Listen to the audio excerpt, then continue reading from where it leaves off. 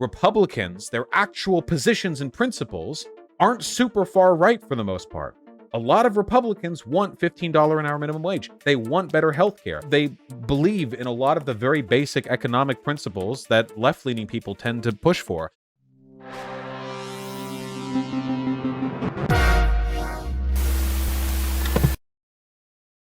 Saagar and Jetty, Saagar and Jetty. It's been a while. It's been a while since we've heard from the Sogster. He's got a new show now. It shot up to the top of the podcast. What are we doing? How are we doing? All right, Saagar, what are you looking at? Well, we talk a lot here. Krystal, we talked to Krystal, you know. Let's see, we'll get a pushback on what's going on. Hey, let's go. The show about the detrimental effect that the culture war is having on our politics today. All of us can feel it when we interact online, to how it bleeds into our personal lives and it hurts friendships, it offends feelings, uncomfortable conversations at Thanksgiving. Everybody knows what I'm talking about. It seems... Wait, that's not just the culture war. What you're describing is having political disagreements, which has been happening for as long as people have had politics. That's not...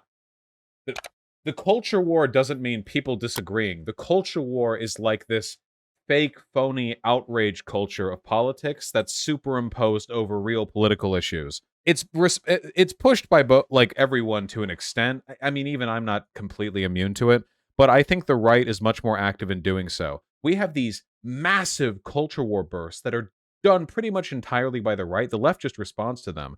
Trans puberty blockers, trans people in bathrooms, trans people in the military. The cartel coming up north, the what was it, the big migrant wave that in 2018 midterms where Trump lied about it and then sent troops over and nothing actually happened.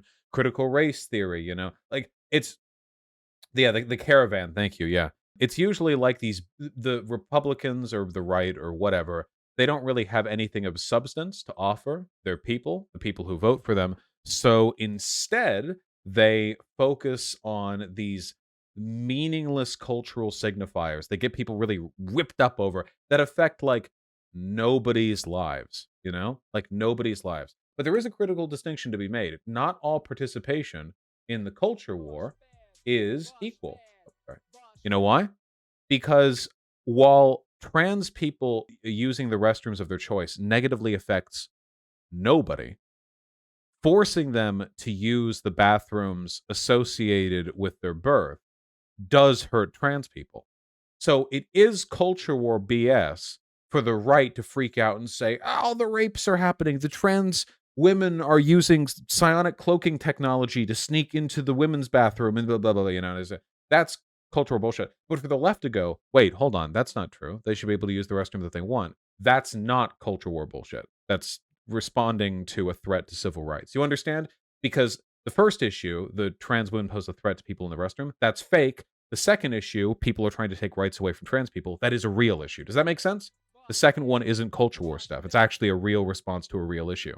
Okay, now that we're all educated on our very important terminology. Collectively, we all lost our minds in the last several years. Part of the problem, though, seems to be this. Where can we all agree that it sucks? We agree on that.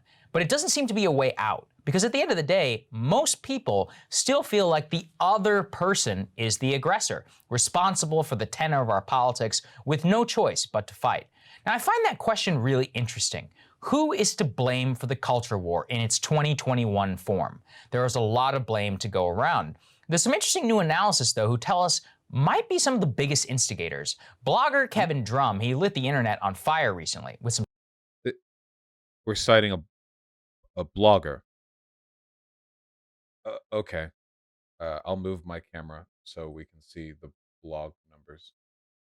Charts that he assembled. He glibly titled it, "If you hate the culture war, blame liberals." Now, before our liberal viewers get up in arms, consider this.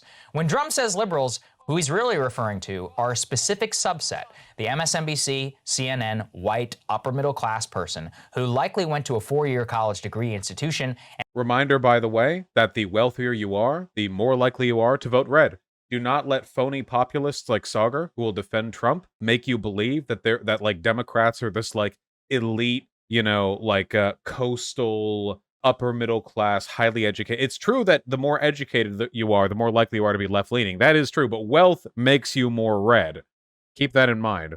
and has a lot of power in American life. Ah. Drum demonstrates that aside from same-sex marriage, the share of partisans adopting a more partisan view since the year 2000 on issues like immigration, taxes, abortion, religion, and guns have nary moved at all on the Republican side. While Wait, this isn't the culture war. Wait, hold on. This isn't what the culture war is.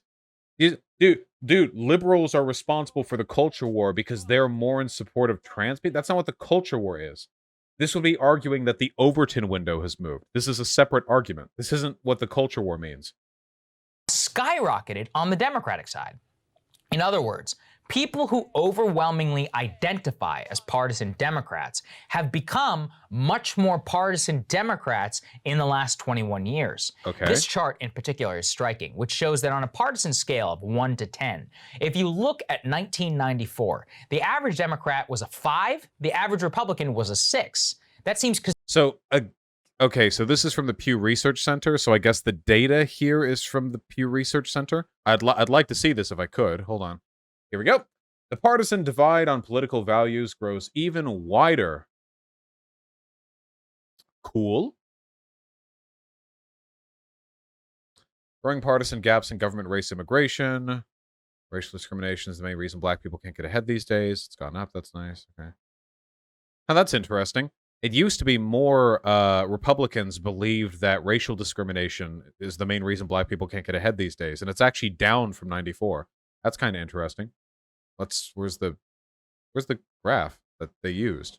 I think I know what Saagar is going for here, but I think I actually have an alternative explanation. See, this is a study on people's beliefs, where it indicates that Democrats have moved further to the left than Republicans have to the right. So this might indicate to some, this means the Democrats are getting more crazy radical. However, here's another explanation. Given the fact that there's plenty of data to indicate that the Democratic Party has not moved super far to the left relative to how far to the right the Republican Party has moved, this could be an indication of exactly what I'm talking about, that the right is what perpetuates the culture war. Because even though the right's positions on issues haven't changed as much, they're voting for more right-leaning candidates. Well, how? Because of culture war bait. Republicans, their actual positions and principles aren't super far right for the most part. A lot of Republicans want $15 an hour minimum wage. They want better health care. They want this and that. They believe in a lot of the very basic economic principles that left-leaning people tend to push for, but they get roped in on guns, abortion, and like race and gender issues, and that is what ends up making them vote for like far-right candidates. In essence, the culture war is the reason why the Republicans who are more center-leaning aren't voting for the candidate that would better represent their interests. Isn't that kind of funny?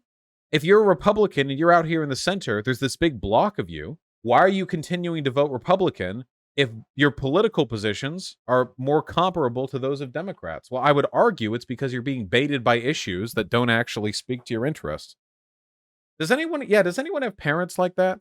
Now, I am speculating based on the available data here. I'm just looking at this chart, but whether or not I'm right in this assumption, it should be noted that what Saagar is talking about here has nothing to do with the culture war. It's only the Overton window moving in both directions. Consistent with the America that I grew up in the 1990s. But look at today. By 2017, the average Democrat was a 2, while the average Republican was a 6.5. So that shows between 1994 and 2017, consistent Democrats were 3 whole points more liberal than Republicans who became more conservative. Now that's pretty astounding, and yet it makes complete sense in the context of the 2020 election. Newly validated data from the Pew Research on people who voted in 2020 shows that 2020 was actually one of the most racially depolarized elections in modern history. Hispanic voters, particularly Hispanic men, gravitated to Trump, with the highest share of Hispanics who voted for Trump holding not a college degree at 41%, nearly half. At men, it's even higher. Biden, meanwhile, dramatically improved. That is true.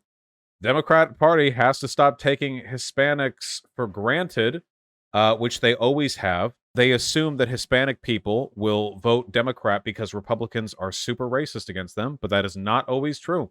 And the more far right and the crazier the Republican Party gets, the more likely they are to be able to grab socially conservative minority groups. Proved his position over Hillary with white men, especially those who hold a 4-year college degree. Are you beginning to see the pattern? I've said here on the show many times. The overwhelming dividing line in America today is, did you go to college or not? If you did, you probably hold more doctrinaire attitudes on race, gender, abortion, and policing than people who didn't go to college. And that's kind of a point in our favor, by the way. As those college special flowers graduate and permeate all of our elite institutions, they have— Hold on. This is what I mean by the phony populism. Going and getting a 4-year degree doesn't make you an elite, okay? There are tons of poor, struggling college students. What he's trying to do right now is he's trying to unify educated with elite to make voters feel as though being educated necessarily means you have a different set of interests than being not educated. That's not the true. That's not the true. My God, that's not the case. Being educated means just that. You're more educated, flat out. Anybody who tries to explain to you, first of all, you know who the real elites in this country are? It's inherited wealth. It's not from college, okay? The people in this country who are truly elites don't have to go to college to strike it out, okay? 4-year degrees are not an avenue towards being part of the fucking Illuminati, all right? But is Saagar in favor of an inheritance tax? I don't actually know if he is. I'm guessing he probably isn't, but I don't really actually know.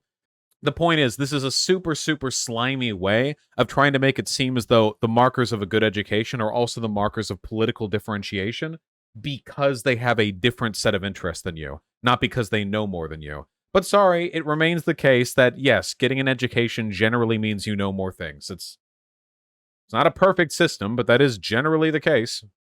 Have done many things. They've hijacked the Democratic Party away from its base of largely elderly black people and formerly white working class voters.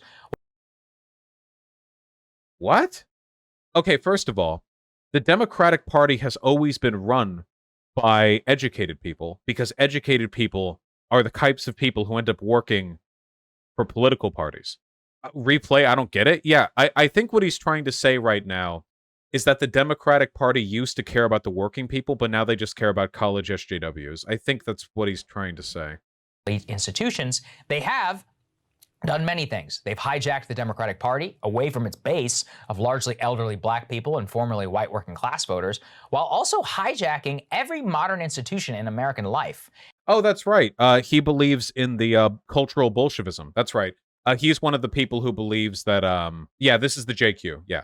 He's one of the people who believes that, like, every institution in America has been hijacked by, like, Frankfurt educated Marxists. It's just the Jewish question. He just doesn't say Jewish people.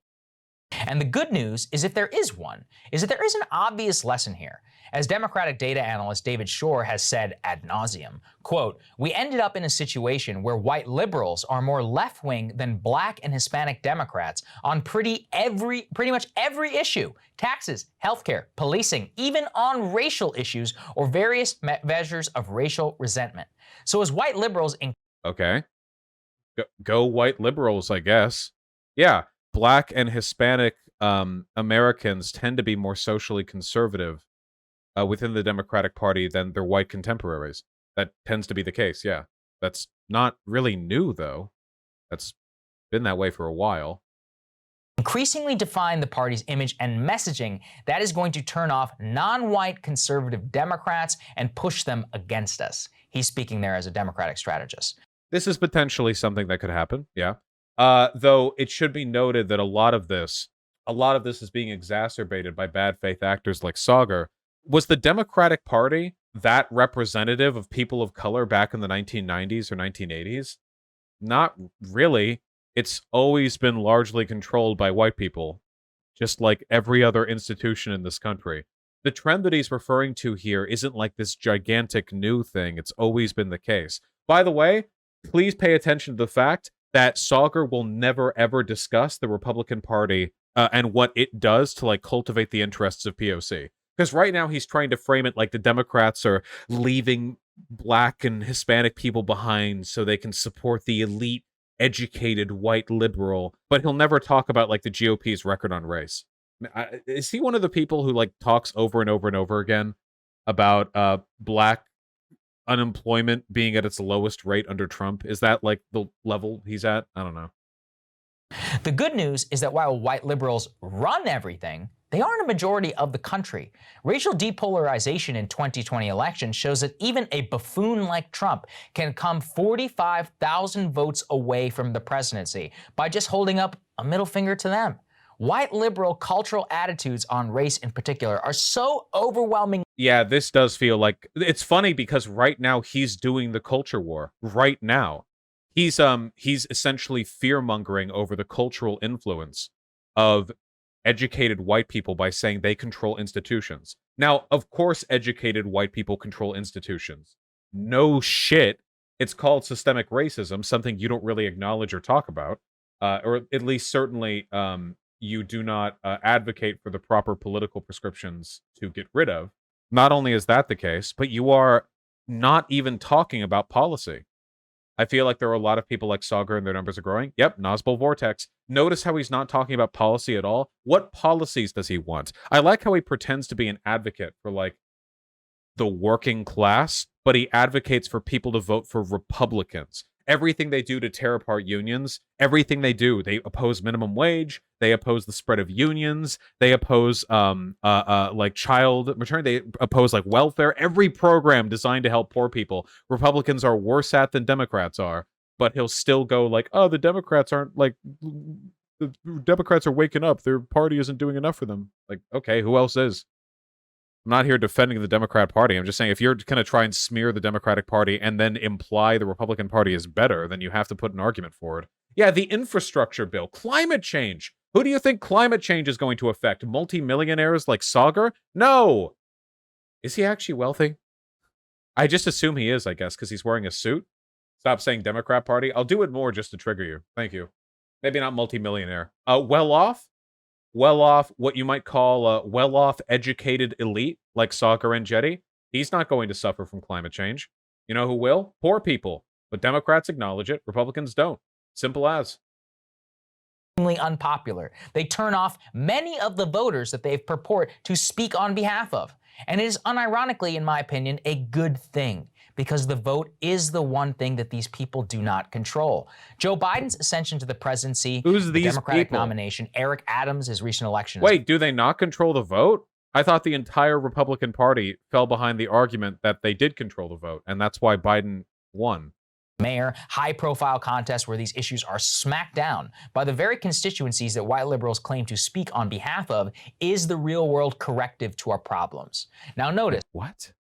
Biden's ascension to the presidency, the Democratic nomination, Eric Adams' his recent election as mayor, high-profile contests where these issues are smacked down by the very constituencies that white liberals claim to speak on behalf of. What issues is he referring to? What can somebody give me an example of like a big policy push Democrats have like aimed for that the minorities in the party have pushed back against? What is he referring to here? And again, he's not even what's the alternative? Why are these people so vague? Because it's conspiracy. He's talking about policing. Oh, you mean defund the police? The thing that like only the Justice Dems and like Twitter activists were talking about. Okay, gotcha. So because some people claim they wanted to defund the police and the communities didn't support it, that means that there are example after example of Hispanic and Black Democratic voters repudiating the white liberal managerial class political agenda. Okay, gotcha. Is the real world corrective to our problems? Now notice, I haven't said the Republicans are the only ones who can solve this. Let's see. Woo, let's see. I think they love this situation because they can harvest tens of millions of votes with opposition to cultural leftism without changing a damn thing in support for big business. But what it does do is it creates a gigantic opening. Look again at that graph I showed you on changing attitudes. It leaves all these people out who are in the middle of that graph. Millions. What you should take away is that people are not very partisan at all. Only partisans are. It's simply that we live in a system where the partisans are the people in charge of both the Republican and the Democrat. Biden isn't a partisan, dude. Biden is bending over and cucking himself, trying to do both sides bullshit with the Republican Party, while the Republican Party sides with terrorists and claims that it's a critical race theory to teach your children about slavery. Like there is no comparison here. Okay, holy shit. That's the big difference. You can make the argument that like there are partisans on both sides, and I agree with that. But in terms of who controls the party infrastructure, like Nick Fuentes is a neo-Nazi, and there's a Republican Congressman, Gassar, who just supports him publicly. We don't have any literal Nazis on our side, okay? There isn't a comparison here. It's not. That's not true. You can, if you believe then that the parties are radical, but the people are not, then here's the question, okay? What policies do you support? If they're pro-working class policies, the Democratic Party is better about those. If they're pro-LGBT policies, the Democratic Party is better about those. If they're pro-racial equality programs, the Democratic Party is better about those. If it's fighting climate change, the Democratic Party is better about fighting it. If it's about infrastructure, the Democratic Party is better at maintaining it. There is, in every metric, all of the stuff that Saagar claims to care about or claims he doesn't care about, all of it is stuff the Democrats do better. You know what my theory is? I think that Saagar's a proper little fasci. He'll pretend to support economic liberation. He'll pretend to support working class victories, but he'll always lead people to the right, even though there are none to be found in that direction. Why? Because ultimately the acquisition of power and the consolidation of authority behind one political group is what he cares about. Given the fact that he repeatedly expresses what is essentially the toned-down Jewish question on his show, it would not surprise me if his internal thought process was quite a bit more malevolent than what he lets on. Oh yeah, wasn't he one of the people who said that the Trump should have sent in the military to crack down on the BLM protests? But yeah, he's a pro-racial equality, working class, pro-working class. Yeah. Sure. Okay. Primaries. Whichever primary base just so happens to kind of sort of be near-ish to the center, that party wins. That's an okay strategy, but it doesn't actually lead to anything. So my hope is that the middle will prevail, culturally, economically, and more, because they've been shut out of the conversation and neglected for far, far too long. What is the middle culturally and economically? What does that mean? He won't say it because the vagueness is how he gets away with the stupid position. What does that mean?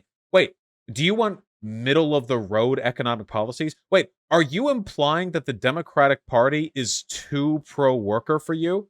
Like the Republican Party isn't pro-worker enough, but the Democratic Party is too pro-worker? You want something in the middle? What are we talking about? I thought this was a really interesting data set, Krystal. Hey guys, thanks so much for watching. Thank you. So that was fun. Yeah.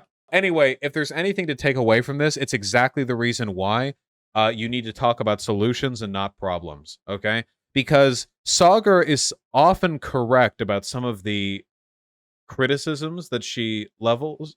I was thinking of Krystal. Saagar is often critical in ways that are defensible.